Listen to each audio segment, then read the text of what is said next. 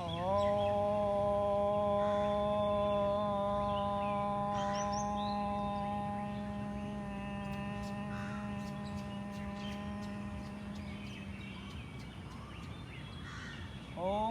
नमस्ते सदा वत्सले मातृभूमि।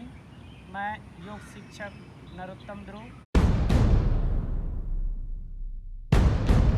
आज आपको हम डायबिटीज के बारे में योग आसन, प्राणायाम और घरेलू उपचार बताने। तो सबसे पहले आप डायबिटिक है क्या? हमारे शरीर में पैंक्रियाज के जो बीटा सेल हैं डीजनरेट होने के कारण इंसुलिन कम बनते हैं, तो डायबिटिक है, यही डायबिटिक है। तो इसी डायबिटिक को कंट्रोल और क्योर करने के लिए हमें कुछ आसन, प्राणायाम और घरेलू उपचार आपको बताने वाले हैं। तो आइए, सबसे पहले हम आपको बताने वाले हैं आसन। इन आसनों को सुबह खाली पेट करना चाहिए और शाम को भोजन के 4 घंटे बाद भी इस आसन को कर सकते हैं। सबसे पहले मंडूक आसन। तो मंडूक आसन करने से पहले वज्रासन की स्थिति में बैठ जाएं, जिसको बोलते हैं वज्रासन की स्थिति में, और अंगूठा अंदर ऐसा मुट्ठी बांध लें, नाभि पर रख लें, श्वास भरते हुए फिर बाहर छोड़ें, पेट अंदर पचकाते हुए सामने झुकें, हल्का से सर को उठाएं।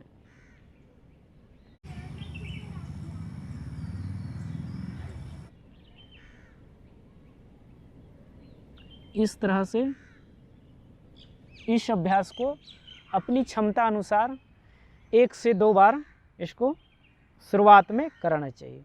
जब 2-4 दिन इसका अभ्यास अच्छा से होने लगे तो प्रतिदिन इस अभ्यास को 5 मिनट सुबह और 5 मिनट शाम को करना चाहिए।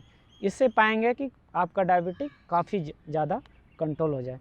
ऐसा करने से होता क्या है, हमारे जो पैंक्रियाज है, जब हम सामने झुकते हैं तो हमारा जो पैंक्रियाज है उसमें एक एक्सरसाइज होता है, उसकी एक मसाज हो जाती है।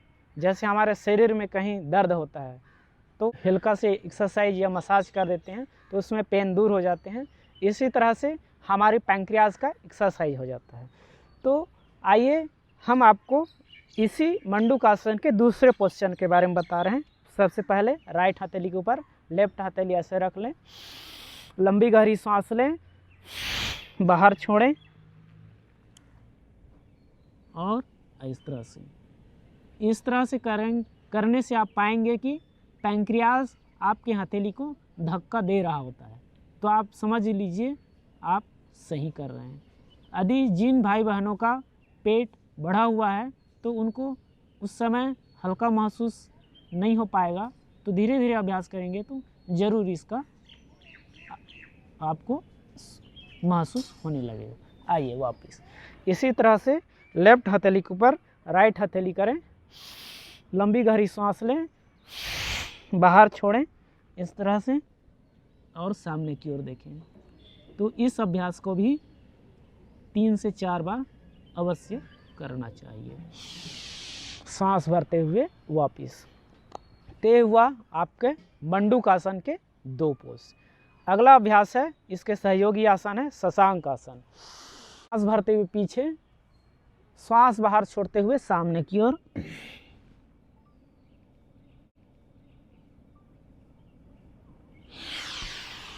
श्वास भरते हुए वापस। ये सहयोगी आसन के रूप में ये भी आपके डायबिटिक के लिए काफ़ी अच्छा रहेगा। डायबिटिक के लिए आसन के बाद हम आपको कुछ औषधि के बारे में बताना चाहते हैं। 200 ग्राम आम की गुठली, 200 ग्राम जामुन की गुठली, 200 ग्राम बेल का पत्ता, 200 ग्राम नीम का पत्ता, 200 ग्राम गुड़मार का पत्ता।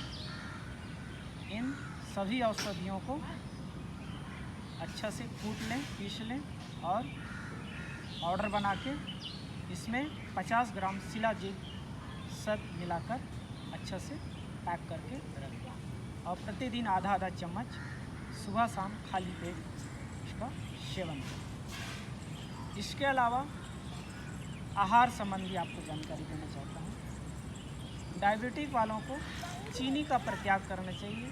चीनी या चीनी से बने हुए खाद्य पदार्थों को बिल्कुल सेवन नहीं करना चाहिए। और जो फल हैं, जो हाइब्रिड जो फल हैं, कार्बाइड से जो पके हुए फल हैं, उनका सेवन कभी नहीं करना। नेचुरल तरीके से पके हुए फल, जामुन जो सीजन में आ रहे हैं, आम, अमरूद, केला,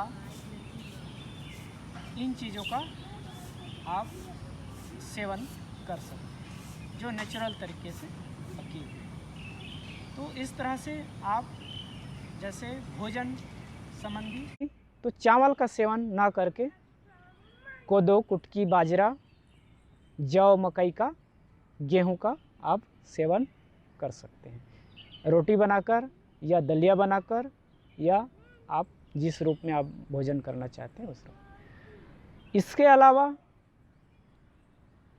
आपको प्रतिदिन वॉकिंग करना चाहिए। वॉकिंग कम से कम भोजन के, कुछ लोग तुरंत पश्चात बिस्तर में चले जाते हैं, तो भोजन के तुरंत पश्चात आपको 100 कदम से लेकर 500 कदम तक आपको प्रतिदिन चलना चाहिए, उसके बाद ही बिस्तर में जाना। इससे क्या होगा, हमारा जो भोजन है आधा पच जाता है, उसके बाद हम जब सोएंगे तो पचने में आसान होता है। तो इस तरह से आप डायबिटिक को कंट्रोल कर सकते हैं। इसके पश्चात हम आपको बताने वाले हैं प्राणायाम के बारे में। प्राणायाम कपालभाति, डायबिटिक के लिए कपालभाति का भी अहम रोल है। तो कपालभाति कैसे करते हैं, किसी भी एक आसन में बैठ जाएं, सुखासन या पद्मासन की स्थिति में बैठ जाएं इस तरह से, और ज्ञान मुद्रा या ध्यान मुद्रा। यदि पद्मासन में नहीं बैठ सकते हैं तो सुखासन में। यदि आप इस अवस्था में भी नहीं बैठ सकते हैं तो आप चेयर में भी बैठ के आप कर सकते अपनी स्थिति अनुसार। तो इस तरह से बैठ जाएं और प्रत्येक श्वास में एक एक स्ट्रोक बाहर छोड़ते जाएं। कमर सीधा, मन सहज, आंखें बंद, और नाभि अर्थात मूलाधार मणिपुर चक्र में ध्यान केंद्रित करें।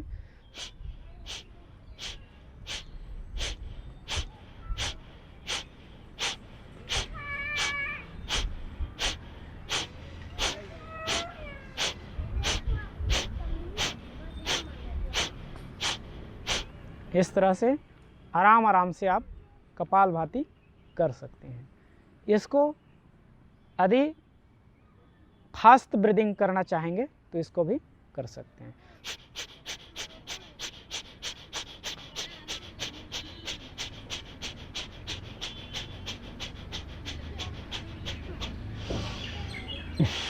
इस तरह से आप प्रतिदिन इस अभ्यास को 15 से 20 मिनट कपालभाति करना चाहिए।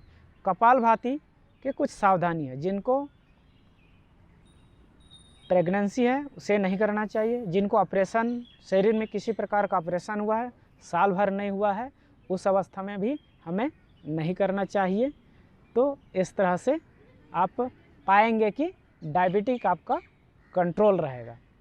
इन्हीं शब्दों के साथ आइए हमारी इस वीडियो को देखेंगे और जीवन में इसको उतार के अपने आप को स्वस्थ रखेंगे और डायबिटिक से मुक्ति पाएंगे। तो हमारे चैनल को सब्सक्राइब कीजिए, लाइक कीजिए और कमेंट्स कीजिए।